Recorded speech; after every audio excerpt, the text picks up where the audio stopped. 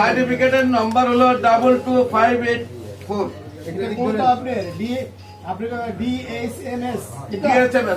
আমার যা লেখা আছে সেই সব সার্টিফিকেটে আছে। আমার আপনি প্রেসক্রিপশনে যা পাবেন, আমার প্রেসক্রিপশনে যা পাবেন, আমার কার্ডে যা পাবেন, তার বাইরে তো আমি কোনো কিছু দিব না। ডিএসএমএস বলেন তো নাম্বারটা।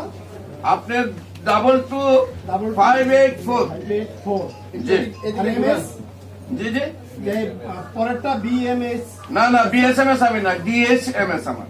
অধ্যাপক গবেষক লেখছেন আপনি, এখানে তো বিএসএমএস লাগে না। অধ্যাপক আমি, আমার জিন্নুরাইন ইন্টারন্যাশনাল মাদ্রাসা ঢাকাতে 5টা শাখা আছে, 5টা শাখার দায়িত্বে আমি আছি। যেহেতু প্রশ্ন করেই ফেলছে, এখানে একটা প্রশ্ন করি আপনারে। বলেন। যে প্রশ্নটা হচ্ছে যে আপনারা যখন বাংলাদেশ হোমিও চিকিৎসা বোর্ড থেকে আপনি এখন ডিগ্রি প্রাপ্ত ডাক্তার, তাই না? তাহলে আপনি ডিএসএমএস সার্টিফিকেট এবং অধ্যাপক গবেষক প্রফেসর লিখছেন, সেখানে আপনি ডিএসএমএস সার্টিফিকেট লাগে। কিন্তু আমরা যতদূর জানি স্বাস্থ্য মন্ত্রণালয় থেকে আপনাকে একটা চিঠি দিয়েছে, এই ধরনের সনদ তাদের কাছে নাই। আপনাদের একটা ব্যবস্থা। স্বাস্থ্য মন্ত্রণালয় আমার সাথে যে কথা হয়েছে সেটার সম্পূর্ণ জবাব আমি আরো 1 বছর আগেই দেওয়া হয়েছে এবং সেখান থেকে আমার সার্টিফিকেট দেওয়া হয়েছে এবং আমাদের যে গবেষণার উপরে যে ট্রেনিং হয়েছিল সেটার সার্টিফিকেটও আমার আছে। আপনি সার্টিফিকেট আছে, আমরা সেই সার্টিফিকেট গুলো আমার আছে। এখন আপনাদেরকে, আপনি যে কথাটা বললেন যে আপনারা শুনছেন, অলরেডি বোর্ড তো আমার কর্তৃপক্ষ হইল হোমিও বোর্ড, হোমিও কলেজ, তারা তো প্রশাসনিক ভাবে আছে। তারা তো আমাদের সাথে যে কোনো সময় আমাকে প্রশাসনিক ভাবে হয়রানি করতে পারে, কিন্তু তারা তো আমাকে হয়রানি করছে না। গুড। কিন্তু হোমিও বোর্ডে আমরা তথ্য নিয়ে দেখছি যে আপনি ডিএসএমএস এই ধরনের আপনার নামে কোনো সার্টিফিকেট নাই। আমার যদি ডিএসএমএস সার্টিফিকেট আমার কাছে না থাকে, আপনারা প্রয়োজনীয় ব্যবস্থা নিতে পারবেন, সেইভাবে তো অবশ্যই রাস্তা আছে এবং আমার রেজিস্ট্রেশনের নাম্বার সহ তো আপনাদের সামনে উপস্থাপনা করেছি। সার্ভার ভাই আরেকটা, আমাকে যদি কেউ বলে আমি ডিএসএমএস সার্টিফিকেট হোল্ডার নয়, আমার বোর্ডে কোনো ধরনের সার্টিফিকেটের হোল্ডার আমি না, সেটার জন্য আপনারা অবশ্যই তথ্য বার করেন। আমার হোমিও বোর্ড রয়েছে, আমি যে কলেজ থেকে লেখাপড়া করছি, এটা বাংলাদেশের সর্বোচ্চ হোমিও কলেজ, জয়কালী মন্দির হোমিও কলেজ, এটা তো বেশি দূর নয় এবং প্রেস ক্লাবেরই পাশে। আমি যেখানে জয়কালী মন্দির হোমিও কলেজ থেকে পাস করছি, জয়কালী মন্দির হোমিও কলেজের পাশেই আমি ডাক্তারি করি এবং আমার সাথে যারা ডাক্তাররা রয়েছেন তারা জয়কালী হোমিও কলেজের অন্তত 50 জন ডাক্তার আমার সাথে ডাক্তারি করতেছেন। সেখানে যদি আমার সার্টিফিকেট না থাকে, সেটার ডকুমেন্ট আপনারা বার করবেন, আমি তো আমার সার্টিফিকেট ডকুমেন্ট আপনাদেরকে দিচ্ছি। আরেকটা প্রশ্ন সারোয়ার ভাই, যেহেতু প্রশ্ন করা হয়েছে, হ্যাঁ বলেন। এই যে রাশিদা পারভিন আপনার হাউজে কর্মরত ছিলেন, তাই না?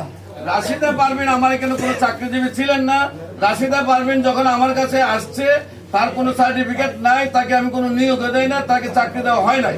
তারপরে সে যেটা বলছে যে আমি তাকে শারীরিক ভাবে হয়রানি করেছি, যে তার এক বাসায় নিয়ে গেছি, যে দিন, যে টাইম, যে অবস্থান বলেছে, এর 1 সপ্তাহ আগে থেকে ওই বাসার মালিক আমাদের যে কলি, নাজমুল ইসলাম কলি, সে সৌদি আরবে হজের মধ্যে। এই ডকুমেন্ট গুলো ভুয়া আছে এবং আপনার যেটা হলো নারায়ণগঞ্জে থানায়, তার বাসায় আমরা যখন থানাকে অভিযোগ দিয়েছি, আমাদের পল্টন থানায় আমরা অভিযোগ দিয়েছি, থানায় গিয়ে তারা তদন্ত করে এই রাশিদা পারভিনের মোবাইল থেকে অন্তত 100 সেলের কাছে তারা আইডি পাইছে। সে 100 সেলের আইডিতে সে উলঙ্গ ছবি টবি ছেড়ে ওদেরকে ব্ল্যাকমেল করে, বিভিন্ন জায়গায় সে ব্ল্যাকমেল করে চলতেছে। আমরা রাশিদা পারভিন সম্পর্কে কিছু বলতে চাই। রাশিদা পারভিন একটা মহিলা মানুষকে সাজানো হয়েছে হলো মূলত পাখি, নজরুল ইসলাম পাখি।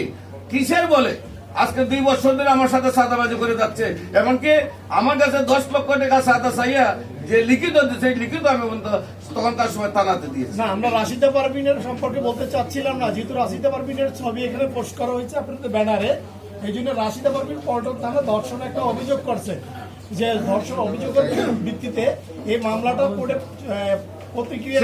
সেটা যথাযথ প্রমাণগুলো আমরা থানায় দিয়েছি। আমাদের পল্টন থানাতে আমাকে প্রশ্ন করতে দেন সম্পূর্ণ। হ্যাঁ বলেন।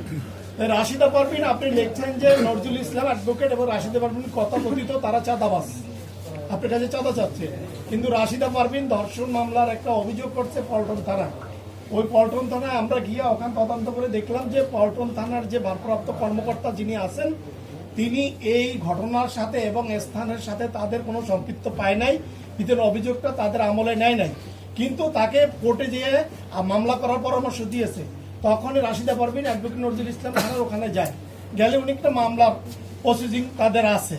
এখন আপনারা বলছেন যে উনি বলছে ধর্ষণ, আর আপনারা বলছেন যে না চাঁদাবাজের চক্রের সাথে জড়িত। আপনি তো অলরেডি জবাব দিয়ে দিয়েছেন যে থানার কাছে রাশিদা পারভিন যাওয়ার পরে থানা তার সত্যতার কোনো প্রমাণ পায় না। সত্যতার কোনটা জায়গা, যেই জায়গাটা বলছে ওই আপার বাসা আর পল্টন থানার এরিয়ার ভিতরে না, তাদের জুরিডিকশনের মধ্যে পড়ে না পল্টন থানার।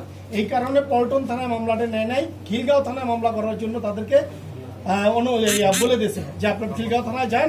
আমরা আমাদের যে ডেটে বলছে যে তারিখে যে সময় যে স্থানে আমরা তার সাথে অবৈধ কাজ করেছি, ওই সময় ওই টাইমে ওই যে বাসার মালিককে বলেছে সে যে সৌদি আরবে হজে ছিল তার সমস্ত ডকুমেন্ট আমরা থানায় সাবমিট করছি। থানায় সাবমিট করছে না, কারণ আমরা ওদেরকে তো বক্তব্য নিয়েছি। রাশিদা পারভিন নজরুল ইসলাম খান বলছে প্রশাসনকে টাকার ম্যানেজ করে, টাকা দিয়ে ম্যানেজ করে পল্টন থানায় মামলাটা করার নেই, যেহেতু আপনার অনেক টাকা পয়সা আছে, লোকজন আছে।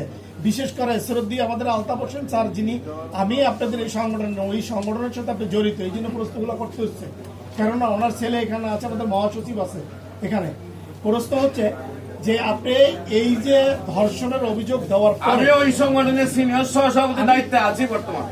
যখন এই সংগঠনের একজন নেতা হয়ে এবং এই রাশিদা পারভিন না আরো একজন মহিলা আছে যিনি বক্তব্য দিয়েছেন, তাদের একদম লাইভ বক্তব্য।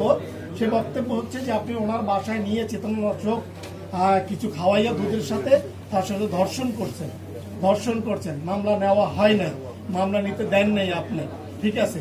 এইখানে গ্রিন টিভি এবং ইন্ডিপেন্ডেন্ট টেলিভিশনের দুই সাংবাদিক গিয়ে আপনাদের নিউজ করছে, আপনারা তাদেরকে হলুদ সাংবাদিক বলে আখ্যাতি করছেন। আসলে কি ইন্ডিপেন্ডেন্ট গ্রিন টিভির নিউজ তারা কি হলুদ? আমরা তো জানি না ইন্ডিপেন্ডেন্ট আসছে নাকি নিউজ তালাশ আসছে। আমরা বলতে পারি যদি আমাদের সাথে কোনো অন্যায় ভাবে চাঁদাবাজি কেউ চাইয়ে থাকে, চাঁদা করে থাকে, তারা অবশ্যই হলো সাংবাদিক। এখন সে যদি একদম বাংলাদেশ টেলিভিশনের কি নিয়োগপ্রাপ্ত হয়, তাও সে যদি চাঁদাবাজি করতে চায় সেটা হলুদ সাংবাদিক। আমি আপনাকে যে কথাটা বলবো যে আপনি যে জিনিসটা বলছেন যে রাশিদা পারভিন ব্যাপারে, আমি তো ওই সময়ের ডকুমেন্ট দিছি, ডকুমেন্ট যে যিনি বাসার কথা বলতেছে এবং যে ব্যক্তির কথা উনি হচ্ছে, সেই ডকুমেন্টের পরে তো আর কোনো বক্তব্য আপনাদের থাকতে পারে না। উনি এককটা তো আরো আপনার বিরুদ্ধে এই ধর্ষণ এবং শ্লীলতাহানি অনেক অভিযোগ রয়েছে, নারী কেলেঙ্কারি অনেক অভিযোগ রয়েছে। আর দুই একটা অভিযোগ বলে